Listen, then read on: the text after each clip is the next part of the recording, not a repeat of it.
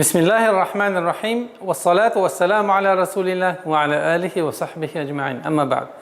Уважаемые зрители, сегодня мы продолжаем наши уроки. И сегодняшняя наша тема – 4-й аят из суры Аль-Фатиха.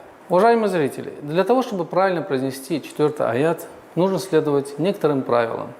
В данном случае, в этом аяте, при произношении этого аята, нужно обращать внимание на мягкое произношение, так как ни одного твердого звука в этом аяте не существует. Итак, читаем. Малики яумиддин. Обратите внимание. Малики яумиддин. Итак, переходим на разбор аята. Ма. Мягкий звук. Ма. Нет. Ошибочное произношение. Ма. Ма. И ударение в размере двух огласовок. Малики. Так как мы читаем с вами по чтению Хафс от Асима, по пути Аш-Шатабия, удлинение является обязательным. Малики в нашем чтении не читается, и поэтому следует обратить внимание на ударение малики в размере двух огласовок. Такое мягкое удлинение. Малики, малики. Итак, малики.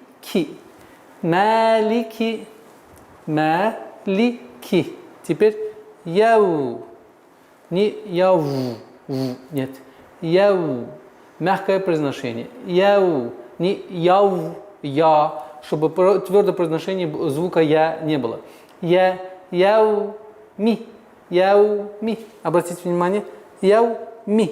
Теперь перепрыгиваем с вами с огласовки кесры буквы мим на удвоенный знак даль. Так как даль является солнечным звуком, автоматически артикль не читается. Итого получается у нас яумиддин. Нужно немножко давить, так как при отсутствии давления на местонахождение буквы даль получится т. Яумиддин. Тин, это перевод с арабского языка означает инжир, и поэтому в данном случае это день, подразумевается судный день. Хозяин дня судного, то есть хозяин судного дня. Идет речь о Всевышнем Аллахе, субхану тааля. Обратите внимание,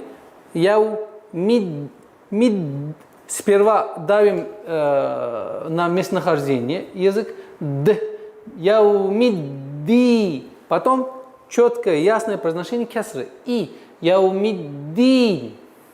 Итак, при остановке кесра аннулируется, и она переходит в сукун. Но, если вы обратили внимание, у нас есть удлинение. А удлинение в данном случае, эта долгота, должна соответствовать так же, как мы в предыдущих аятах говорили. Например, бисмиллахир рахманир рахим. В размере двух огласовок мы удлиняли. Итого получается у нас 2. Разрешается 4 или 6, в зависимости, как мы протягивали при чтении этих предыдущих аятов. Итак, правило, которое мы должны следовать, что целый аят мы должны обращать внимание как одно целостное слово. Вдох. Малики яумиддин. Выдох. При следующих аятах то же самое. Вдох, отрывок, выдох. Вдох, отрывок, выдох. Почему? Если мы будем останавливаться малик, то должны останавливаться по правилам таджвида. А по правилам таджвида неэтично останавливаться на каждом слове священного Корана, так как смысл искажается.